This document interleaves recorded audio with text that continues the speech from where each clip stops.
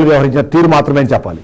Right Chidambareddy, మరొక breaking news చూస్తున్నాం. ఇక పంజాబ్, చండీగఢ్, గుజరాత్ లో అధికారులు రెడ్ అలర్ట్ ప్రకటించారు. భారత్ లోని సరిహద్దు ప్రాంతాలను లక్ష్యంగా చేసుకుని పాకిస్తాన్ డ్రోన్ దాడులకు తెగబడుతోంది.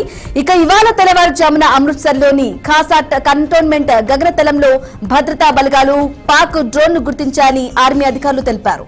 అలాగే వైమానిక రక్షణ విభాగాలు వెంటనే దాన్ని కూల్చేశాయన్నారు. అందుకు సంబంధించిన వీడియోను, చిత్రాలను సోషల్ మీడియాలో షేర్ చేశారు.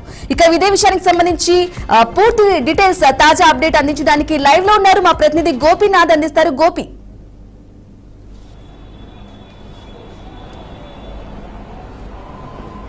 బ్రాహ్మణి, భారత్ పాకిస్తాన్ మధ్య గత కొద్ది రోజులు జరుగుతున్నటువంటి ఏదైతే యుద్ధం ఏదైతే ఉంది, అంటే పాకిస్తాన్ చెప్తుంది ఇదంతా కూడా యుద్ధమని, కానీ భారత్ చెప్తుంది ఇదంతా కూడా కేవలం ఒక ఆపరేషన్ మాత్రమే, సైనిక చర్య మాత్రమే అంటూ కూడా ఇప్పటి వరకు కూడా చెప్పడం జరిగింది. ఎందుకంటే యుద్ధం అనేది భారత్ గాన మొదలు పెడితే ఆ ఊహించడానికి, ఆ ఊహకే ఎన్నో రకాలుగా ఇబ్బందులు ఉండే అవకాశం అయితే ఉంటుంది.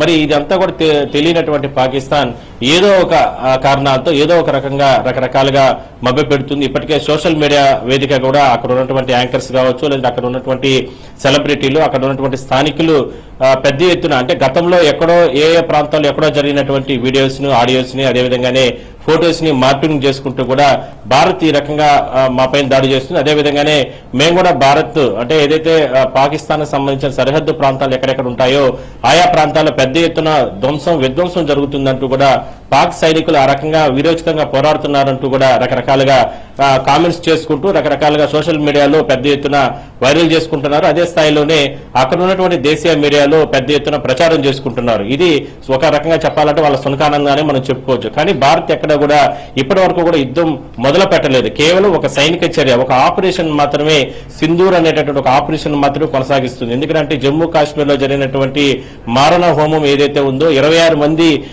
అంటే భర్తలు, వాళ్ళకి సంబంధించినటువంటి భర్తలు చనిపోయిన నేపథ్యంలో వాళ్ళు, అంటే మనం సాంప్రదాయం ప్రకారం భారతదేశంలో సహజంగా మనం సింధూరం అంటే నుదుటిని పెట్టుకుంటాం, మనకు ఒక సాంప్రదాయం. అందువల్లనే ఇవాళ పెద్ద ఎత్తున అంటే భారత్ సంబంధించినటువంటి ఆర్మీ మహిళా అధికారులే ఈ ఆపరేషన్ లో కూడా కీలక భూమిక పోషించిన తర్వాత ఈ ఆపరేషన్ అనేది కొనసాగిస్తూ వస్తుంది. ఇప్పటి వరకు కూడా మన భారత ఆర్మీకి సంబంధించి కూడా ఎక్కడా కూడా, అంటే అక్కడ ఉన్నటువంటి పాకిస్తాన్ లో సంబంధించినటువంటి ఎక్కడా కూడా స్థానికంగా ఉన్న ప్రజలను ఎక్కడా కూడా హాని చేయలేదు. అదేవిధంగానే అక్కడ ఉన్నటువంటి అంటే మొన్నటి వరకు కూడా అక్కడ ఉన్నటువంటి సైనికుల పైన ఎక్కడా కూడా, సైనికుల స్థావరాలపైన ఎక్కడా కూడా దాడులు చేయలేదు. కేవలం ఉగ్రవాదులు పెంచి పోషిస్తున్నటువంటి స్థావరాలపైనే 9 ప్రాంతాల్లో దాడులు చేయడం జరిగింది. ఈ విషయంలో చాలా క్లారిటీ కూడా చెప్పడం జరిగింది. కానీ గత 2 రోజుల నుంచి కూడా పెద్ద ఎత్తున, అంటే పాకిస్తాన్ సంబంధించినటువంటి బార్డర్స్ ఏదైతే ఎక్కడెక్కడ ఉంటాయో ఆయా ప్రాంతాల్లో డ్రోన్లు, అదేవిధంగానే రకరకాల అంటే ఉన్నటువంటి మ్యాన్ పవర్ ఉపయోగించి పెద్ద ఎత్తున సైనికులు, పాకిస్తాన్ సైనికులు విచక్షణ రహితంగా స్థానికంగా ఉన్నటువంటి గ్రామాలపైన, భారత్ ప్రజలపైన దాడులు చేస్తున్నారు. ఈ దాడుల్లో అంటే ఇప్పటికే కూడా ఎన్నో రకాల చర్యలు తీసుకుని, ఎందుకంటే మనం రష్యా నుంచి దిగుమతి చేసుకున్నటువంటి S-400 కి సంబంధించినటువంటి ఎయిర్ క్రాఫ్ట్, దానికి సంబంధించి కూడా ఎక్కడెక్కడ ఉన్నటువంటి ప్రాంతాల్లో అంటే పాకిస్తాన్ నుంచి వస్తున్నటువంటి ఏదైతే మిసైల్స్ ఉంటాయో వాటన్నిటిని కూడా అడ్డుకునే ప్రయత్నం చేస్తుంది.